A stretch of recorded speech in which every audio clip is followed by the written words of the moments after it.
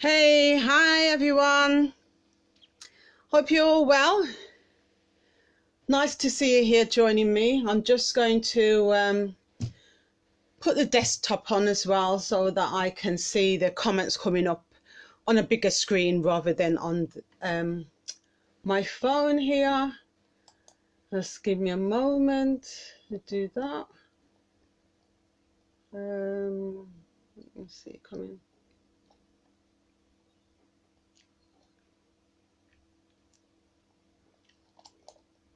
Right, is everybody there? Hi. Thank you for joining. Is it a bit dark in here? Because I haven't actually put the light on and I'm just trying to get right. Is it a bit dark? Tell me a message if you find the screen too dark, just give me a message and I'll go and jump and put the light on. Right. Well, I can see myself onto the screen. It doesn't seem too dark because the window's there, so hopefully you'll be able to see me clearly and hear me clearly. All right. Mr. Ironman, hi. Good evening. Thank you for joining. Yes, so today what I'm going to be talking about is focus, staying focused, and you know, just making sure you stay focused so that you can manage your day-to-day chores and tasks and actually get through to doing what you need to be doing for the day. Now, I don't know about you guys, but my downfall is checking emails. Now, how many of you got good evening, Noel, thank you for joining. How many of you have got more than one email address, or more than two? Let's say more than two. Hi, Constance. Who's got more than two emails, right? Could just drop me a little line, put a comment in the box for me, right? Because what I find that stops me from being focused in what I need to do, hi McNab, is checking my emails is one of the first things that I do because I'm self-employed in my business. So I check my emails for the simple reason that, you know, I'm looking really to see if there is anything interesting or anything I need to respond to, you know. So emails is one of the first things that I do. Now I've got about 5 emails, so that just sometimes could be time consuming. But my downfall is when it comes to staying focused is that what happens is I will check my emails, and especially when you have got another say a video or something that you need to watch into your email, you watch that video, and if that video is linked to a say it's a YouTube video, what usually happens is that another video follows and another video follows when it's just automatically rolls on to the next. And if you're watching a video, for instance, hi Sharon, for instance, if you're watching a video and it's like maybe a motivational video that you're watching or something, and then it clicks over onto the same person but another video, what happens is that you can actually sway away from the focus of what you have to do for the day and tick off all them to do things on your list. And then what happens is that you just fall away from staying focused, which is why I'm having a chat today about being focused, because my downfall is emails, and I can literally spend a good couple of hours just sieving through the emails and checking through them. So what I'm going to do today is basically just give a few tips about staying focused. And we all know that we live in a time on technology where there is so much distractions with technology. Wouldn't you agree? You could be at your desk, as I am now today, and if you've got your phone on the desk, even if it's on silent, you know, your mobile phone buzzes, for instance, and on top of that, your emails will be pinging and, you know, clogging up onto your screen on your desktop, your laptop or whatnot. Social media messages will be firing up on the PC screen, all the rest of it. So to me, what I find is, obviously, if you have got tasks to do and jobs in hand, the first thing is, once you have finished checking your emails, for instance, log off and get rid of that browser. You know, don't keep the 10, 15 different browsers onto your screen. Just keep the one on the screen that you need to use, okay? It may be one, it may be two, but don't keep opening up browsers, checking emails and keeping them there, because what will distract you from taking away from your focus is that you'll be looking on your screen, and you see me looking this way all the time because I'm actually watching myself on the biggest screen on my desktop. You'll be looking at your screen, and what happens is that you'll be able to see the messages popping up, and that in itself is distracting. So it's taking you away from focusing on the job in hand, what you need to do. So one of my first things is having a mobile phone on silent, and probably not actually on the desk, because once it's on the desk, even if it's on silent, you know what happens, it starts buzzing. And what happens as a normal, natural human being is that your curiosity gets the better of you, doesn't it? You know, your curiosity gets the better of you, and what you do is that you look over to see, I wonder if that's an important message or who's it's from. So that distracts you. And then, hi Leroy, and then you start looking at the message, and then you probably pick up the phone and start texting back whatever it is that you need to do. So mobile phones, number one, is one of the things. If you've got a job in hand and you need to do it and you want to stay focused, keep the mobile phone away from eyesight. And that's the first thing. Hi Zara. The next thing that I say is that sometimes we lose concentration during the daytime because we all got a concentration span. And I know a lot of people probably say, yeah, those, especially those who are teaching, right? They say, most people, hi Tara, most people say that children, teenagers, you know, oh, they've got a low concentration span, you know, they can't concentrate very well. But it's not just children, it's adults as well. We do always have our own concentration span as well. Hi Zara, hi Julie, hi Junior Walters. Glad for you to join me today. Thank you. Yeah, so we always tend to think that it's only children that have a low or short attention span, but it's adults as well. We do have it. We all have our different learning styles, for instance. So, for instance, if you have to do something, a task. Hi, Pamela. If you have to do a task that is kinesthetic, right? You're doing something. Okay, for instance, you might have a task that is writing, that's doing something, you're writing and writing, but your learning style may be auditory, that might be your learning style, right?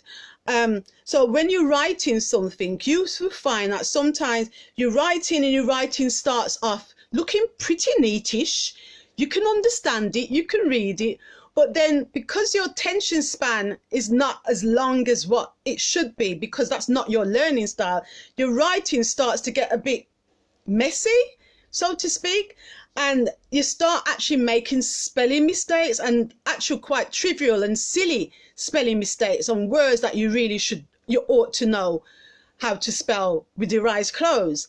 And that is because your attention span, when you're doing something against your natural learning style, gets interrupted, and you can't actually, you know, you almost start to close down and you start to switch off. And it's the same with some people where they're more Jules, hi. When somebody is more a visual person, right, watching something being done, right, if they have to then now do a task that is auditory or kinesthetic, they find that their times start to switch off. they start to switch off. So we have to also look at our own attention span, you know, and start learning what is your own attention span. You know, now me personally, I could probably do a lot of work for maybe like about an hour and a half. Then after that time, I start to lose focus, you know. So the best thing to do really is possibly to actually get yourself out of the environment. With me, I will get up off my chair, move away from my desk. If it's daytime, I will probably go outside in the garden, take a quick 10-minute break or something, and recharge that energy from outside, you know, recharge the batteries before I come back to my desk and start again. Okay, so those are some of the different things that I personally do. So, and I find that when I'm self-employed, it's different to when I was working for a company. Now, more people who are self-employed tend to find that when they're self-employed, they have a number of tasks, a number of jobs to do. And when you have so many different things, you kind of lose focus on doing one job at a time, because you're trying your best to multitask, thinking that the more you do for the day, the more productive you're going to be. But what actually happens, as a matter of fact, is that you actually end up probably not finishing most of the jobs because you're trying to multitask and do too many things at the same time. So the bottom line is actually doing one job at a time.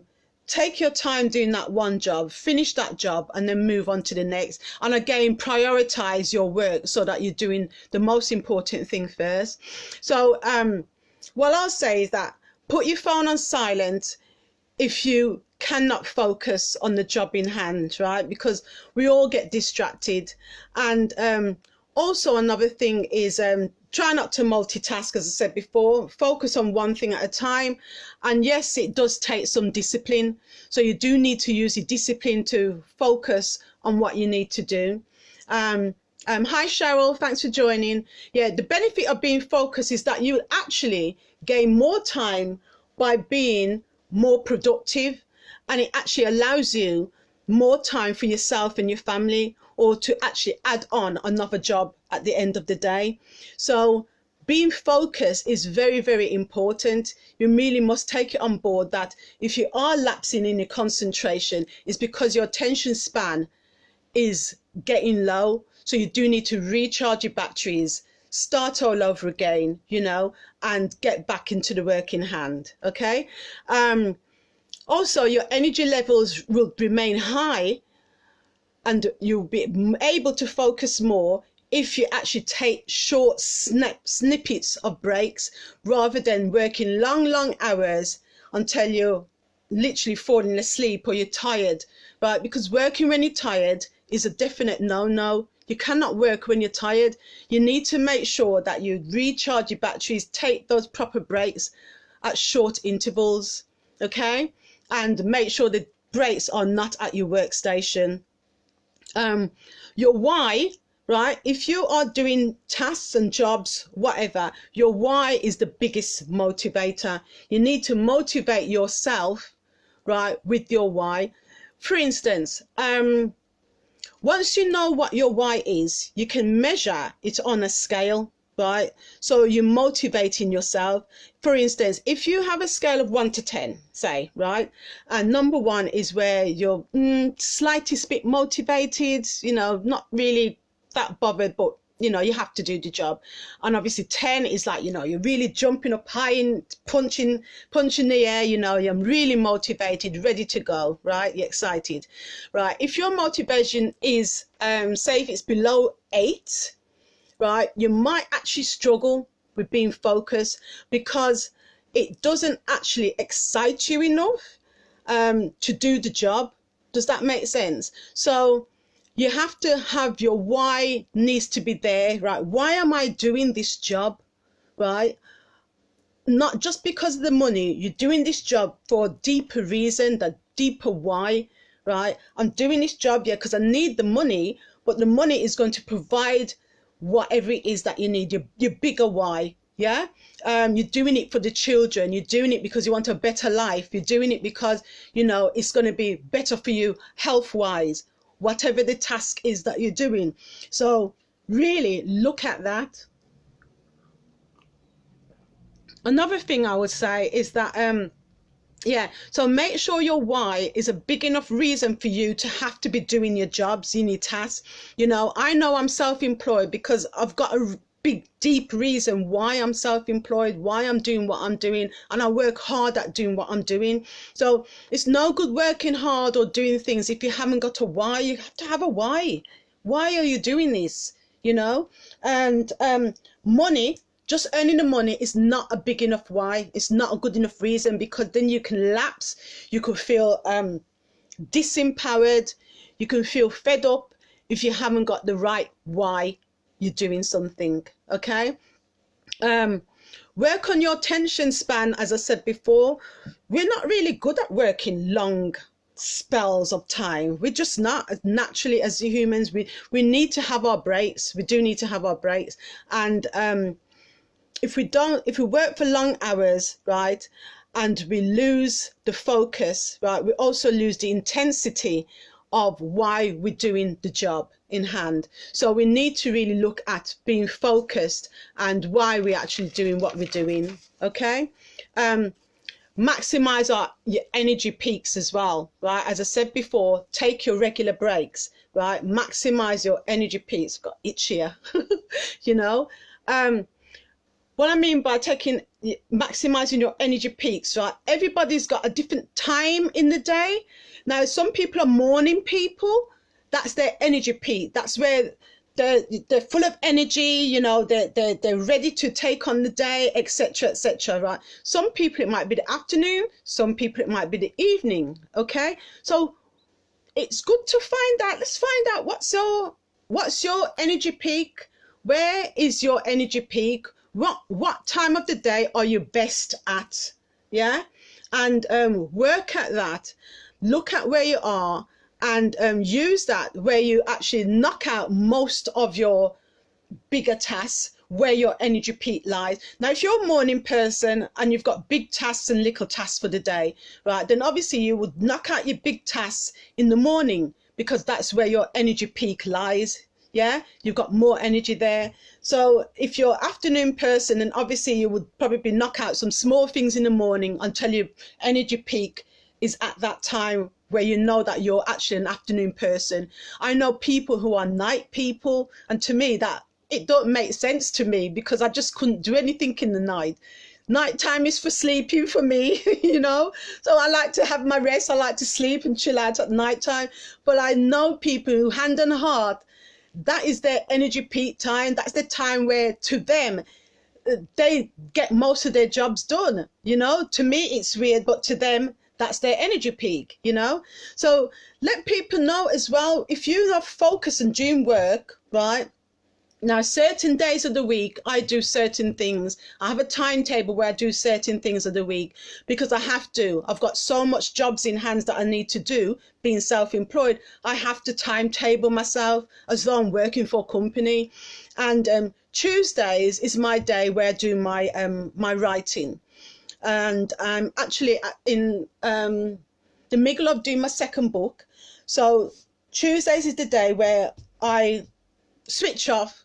You know, I don't have the phone anywhere near me, because you know, I need to concentrate and focus on my book writing. All right, so that's my day.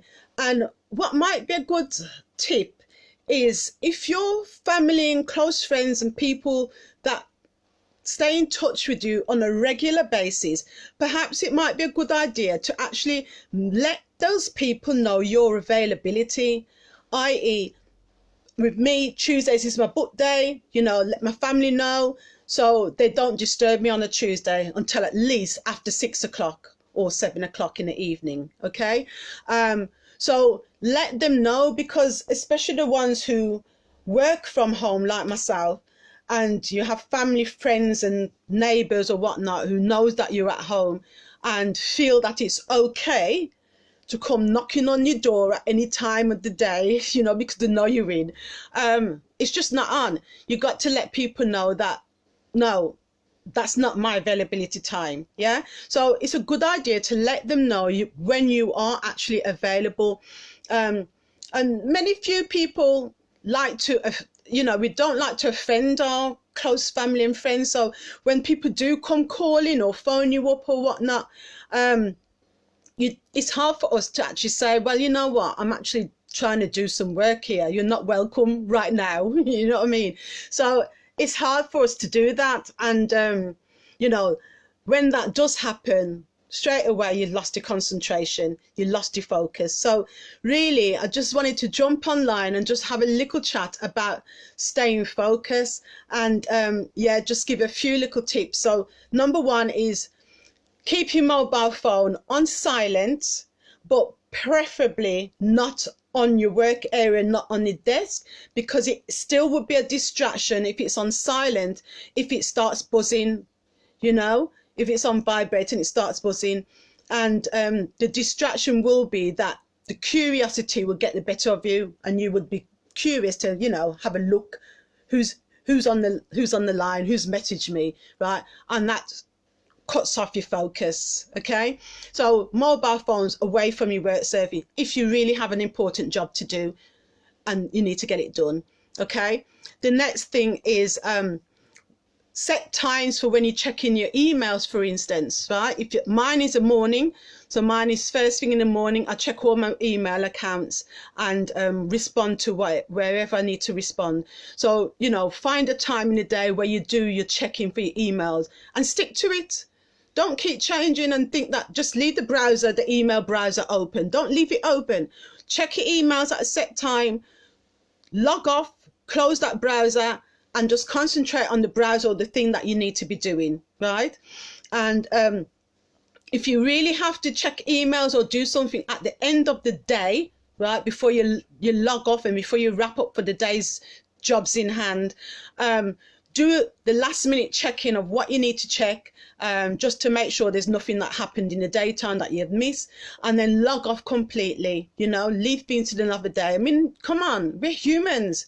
We're humans. We need to have time to just do what we need to do. You know, we can't be relying on this technology all the time. You know, the iPads on, when you're going on to public transport, especially in the tube and the train, you know, almost every person you look at, they've got a mobile, some kind of device looking at it, you know, and they don't have it to concentrate on just having quietness or even have a conversation with each other properly.